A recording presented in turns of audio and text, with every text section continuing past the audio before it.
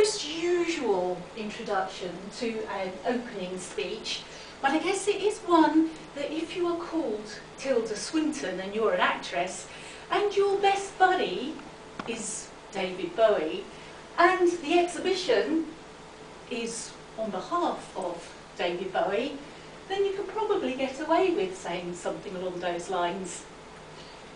Also, the audience is very likely to be ardent fans of David Bowie, and themselves have a streak of freak within them. Mr. Toastmaster, fellow Toastmasters, you may not necessarily be an ardent fan of Bowie. But I bet there is not one of you in the audience that hasn't been touched by his persona at some point over the decades. But enough of the subject matter. What about the project itself? Now, I've chosen this particular speech, although it's quite contemporary and a little bit different to what you might normally hear at one of these oratory speeches. But nevertheless, I think you might well be able to get something, take something away from this that you can put into practice for your own speeches in future. So let me hand the floor over to Tilda Swinton.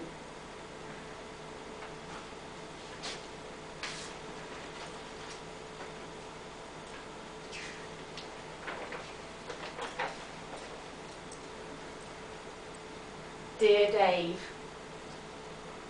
when I asked if you wanted me to say anything here tonight, you said only 3 words, one of them testicular. So I'll pass that on. Here I am at surely the most eclectic of all the London branches of Bowie Anonymous. All the nicest possible freaks are here. We're in the Victoria and Albert Museum preparing to rifle through your drawers. It's truly an amazing thing. This was my favourite playground as a child. Medieval armour, my fantasy spaceware. And alongside, when I was 12 and a sort of square kid in a round pond sort of childhood, not far from here, I carried a copy of Aladdin Sane around with me a full 2 years before I had the wherewithal to play it. The image of that gingery, bony, pinky-whitey person on the cover with the liquid mercury collarbone was, for one particular Moon Age daydreamer, the image of planetary kin, of a close imaginary cousin and companion of choice. It's taken me a long time to admit it, even to myself, let alone you, that it was the vision and not yet the sound that hooked me up. But if I can't confess that here and now, then when and where? We all have our own roots and roots to this room.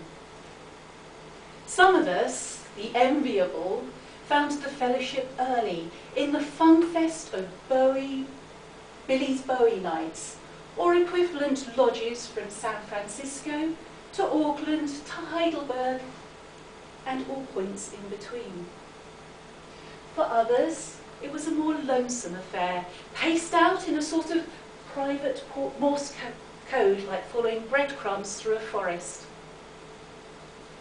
I'm not saying that, if you hadn't have pitched up, that I wouldn't have worn a pie crust collar and pearls like some of those I went to school with.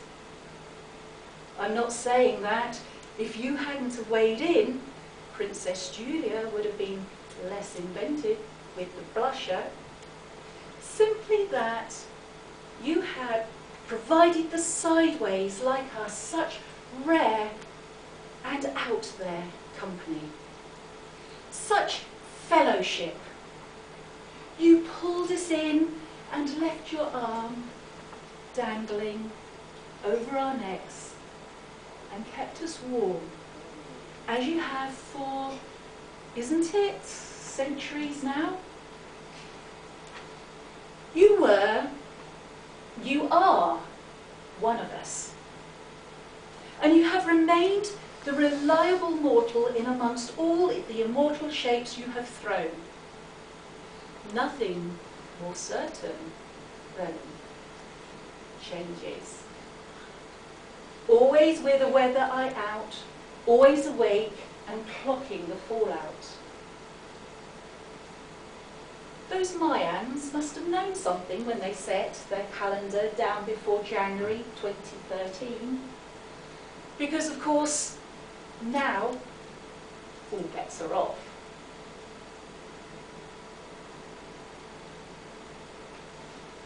I know because you told me how tickled you were to knock Elvis for once out the headlines on your shared birthday this year. There's so much for all of us to be happy about since then. Yet I think the thing I'm loving the most about the last few weeks is how clear it is, how undeniable that the freak becomes the great unifier. The alien is the best company after all, for so many more than just a few. They wanted a Bowie fan to speak tonight. They could have thrown a paper napkin and hit 100. I'm the lucky one, standing up to speak for all my fellow freaks, anxious to win the pub quiz and claim their #1 most super fan t-shirt.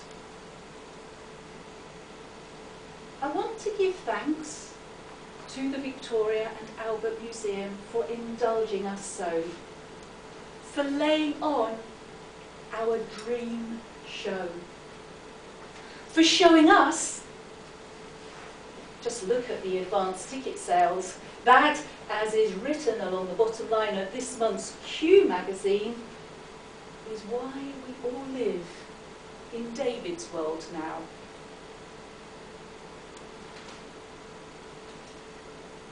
To Gucci and Sennheiser for putting up the cash, laying on the sound and vision. And to Jeffrey and Victoria for curating an entire universe so beautifully on behalf of us all. When I think of what it used to feel like once, to be a freak who liked you, to feel a freak like you, a freak who even looked a bit like you. And then I think of all the countless people of every size and feather who are going to walk through this trace of your journey here and pick up the breadcrumbs in the great hub of this mothership over these spring and summer months.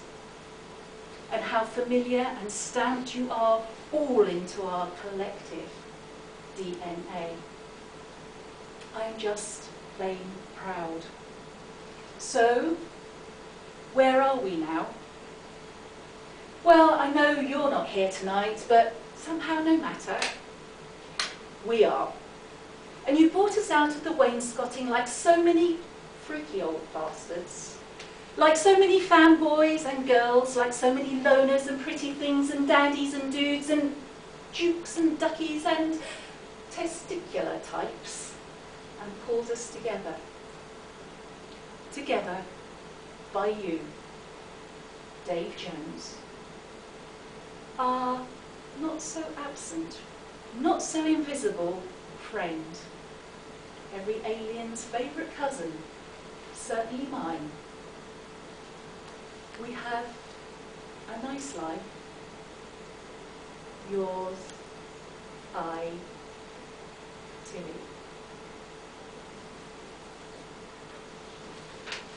And so, what did you get from that?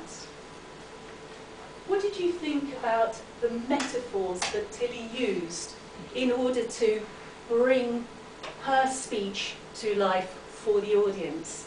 What did you reckon to the opening and the close? How did you like her prop that gave her that connection with the absent honoree?